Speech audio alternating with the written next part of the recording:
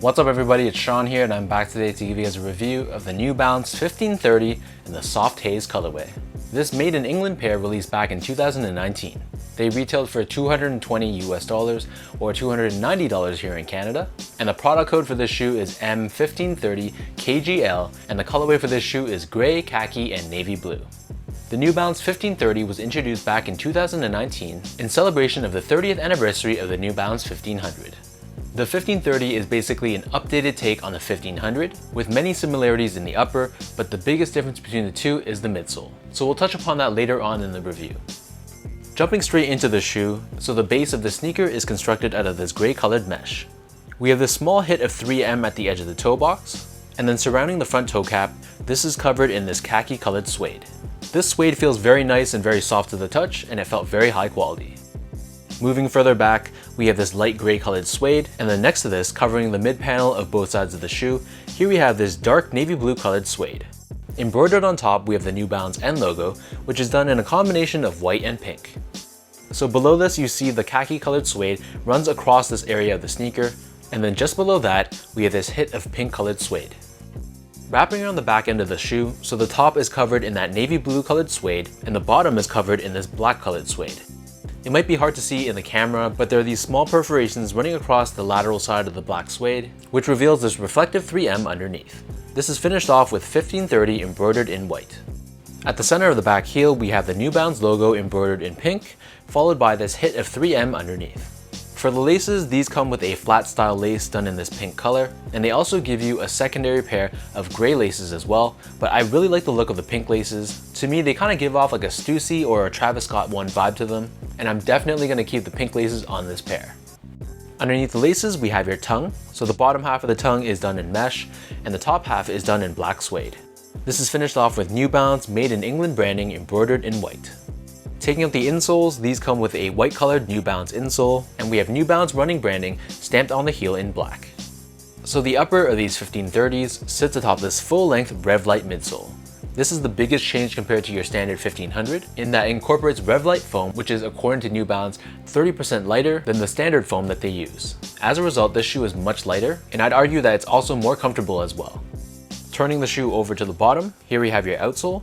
So the forefoot and the back heel is covered in this black colored rubber. The middle of the shoe is partially covered in white rubber, and then the middle of the shoe on the medial side, this is just exposed white colored Revlite. So that breaks down the look and the construction of this shoe. In terms of sizing, I'm a true size 10, slightly on the wider side, and for New Balance shoes, I wear between a 9.5 and a 10. So for the 1530, I went true to size with the size 10, and to me, they fit me pretty good. Size 10 is the same size I would wear in the 1500 model as well. So whatever size you wear normally for the 1500, I'd probably go with that same size for the 1530. If you haven't worn New Balances before, my best bet would be to stick true to size. Next up, talking about the comfort on this shoe, the 1530, this being a new model to me, it surprised me by how comfortable this was. As I said earlier, it feels very light on feet, and the Revlite had a softer and spongier feel compared to their conventional foam. So I definitely say that the comfort on the 1530 is easily one of its strong points. Finally, quickly touching upon the quality on this sneaker, first off, the materials they used on the upper was excellent. The suedes that covered the shoe felt very premium to the touch, and I was happy with the overall construction on this pair as well. I do have to say though, the inclusion of the Revlite, for some reason it sort of cheapens the feel of the shoe. Maybe I'm just used to more of your conventional New Balances which have a sturdier and stiffer midsole. So my personal opinion is you definitely gain from a comfort standpoint, but it doesn't have the same classic appeal other models like the 1500 does in comparison.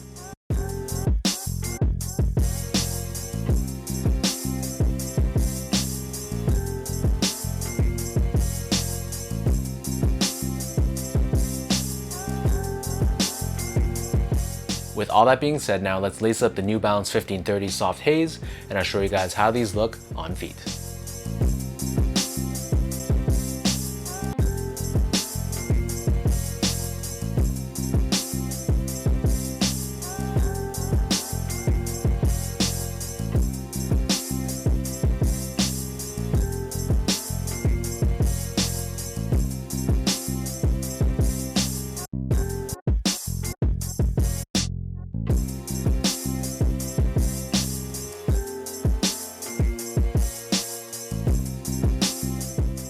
This being the first time I've tried on the New Balance 1530, I gotta say I'm very happy with this model.